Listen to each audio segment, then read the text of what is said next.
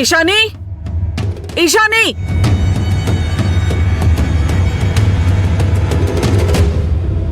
ಅಕ್ಕ ಏನಾಯ್ತಕ್ಕ? ನನ್ ಮಗಳನ್ನ ಯಾಕೆ ಹಾಕಿ ಕರೀತಾ ಇದೀಯಾ? ಅವಳು ಬರ್ಲಿ ಹೇಳ್ತೀನಿ. ಇಶಾನಿ,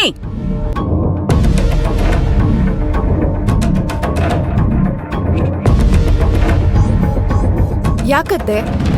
ಏನಾಯ್ತು?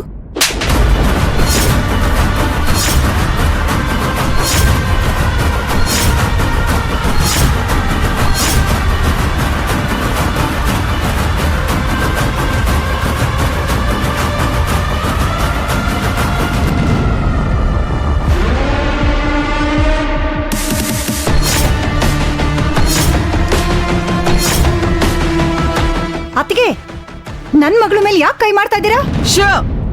ಮಾತಾಡ್ಬಾರ್ದು. ಯಾಕೆ ಮಾತಾಡಬಾರ್ದು?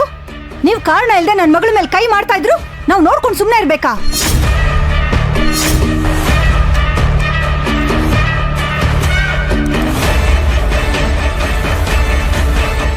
ಓಂಕಾರ್ ಕೇಳಿ.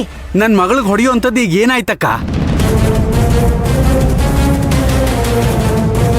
ನಿಮ್ ಮಗಳು ಏನ್ ಮಾಡ್ತಿದ್ದಾಳೆ ಅನ್ನೋ ಪ್ರಜ್ಞೆ ನಿಮ್ಮಿಬ್ರಿಗೂ ಇಲ್ವಾ?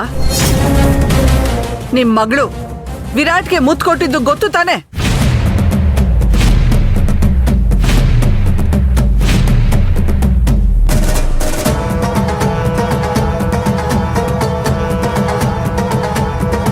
ನಿಮ್ ಮಗಳು ಮದ್ವೆ ಆಗಿರೋ ಹುಡುಗಂಗೆ, ಅದ್ರಲ್ಲೂ ಅವನ್ ಹೆಂಡತಿ ಮುಂದೆನೆ ಮುತ್ತು ಕೊಟ್ರೆ ಅದನ್ನ ನೋಡ್ಕೊಂಡು ಸುಮ್ನೆ ಇರ್ಬೇಕಾ?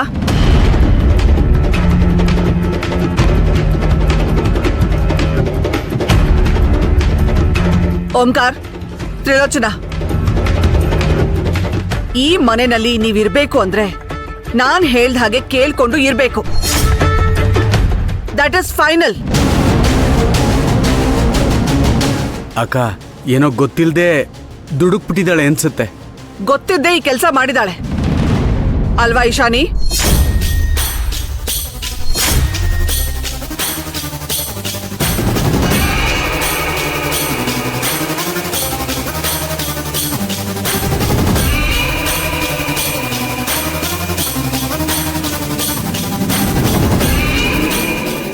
ನಿನಗೆ ಕೊಟ್ಟು ಮಾತಿನ ಪ್ರಕಾರ ವಿರಾಟ್ನ ನಿನಗೆ ಕೊಟ್ಟು ಮದ್ವೆ ಮಾಡ್ಲಿಲ್ಲ ಅನ್ನೋ ಕಾರಣಕ್ಕೆ ಇಷ್ಟೊಂದು ಮುಂದುವರೆದಿದ್ಯಾ ಅಂತ ನಾನು ಅನ್ಕೊಂಡಿರ್ಲಿಲ್ಲ. ಹೇಳಿದ್ನಲ್ಲ ನಿನ್ನ ಮದ್ವೆ ಜವಾಬ್ದಾರಿ ನಂದು ಅಂತ. ಆದ್ರೂ ಯಾಕೆ ಹೀಗೆ?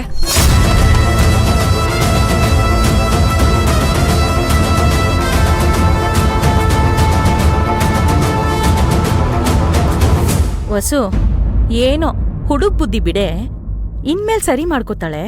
ಸರಿ ಮಾಡ್ಕೋಬೇಕು. ಇಲ್ಲ ಅಂದ್ರೆ ಈ ಮನೆಗೆ ನಿಮ್ಮ ಅವಶ್ಯಕತೆ ಇರಲ್ಲ ಅಷ್ಟೇ.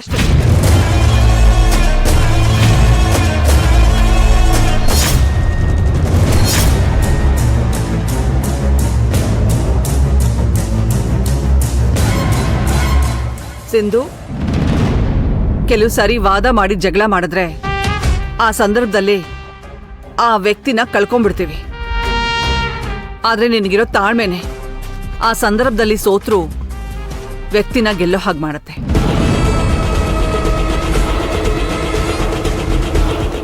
ಇವಳು ಮಾಡಿದ್ದನ್ನ ಮನ್ಸಿಗೆ ಹಚ್ಕೋಬೇಡ.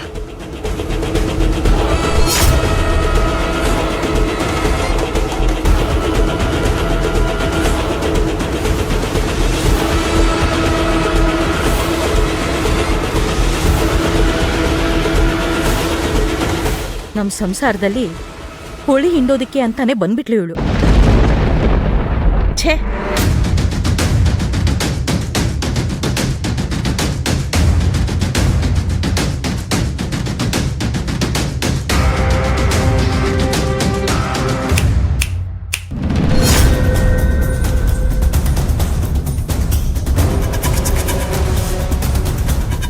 ಈಗ್ಲೂ ನನಗೆ ಈ ವಿಷಯ ಮುಖ್ಯ ಅಲ್ಲ, ನಾಳೆ ನಡೆಯೋ ಹರಾಜ್ ವಿಷಯ ಅಷ್ಟೇ ಮುಖ್ಯ.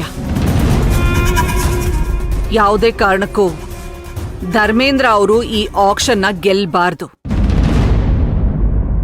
ಅದು ನೆನ್ಪಿರ್ಲಿ.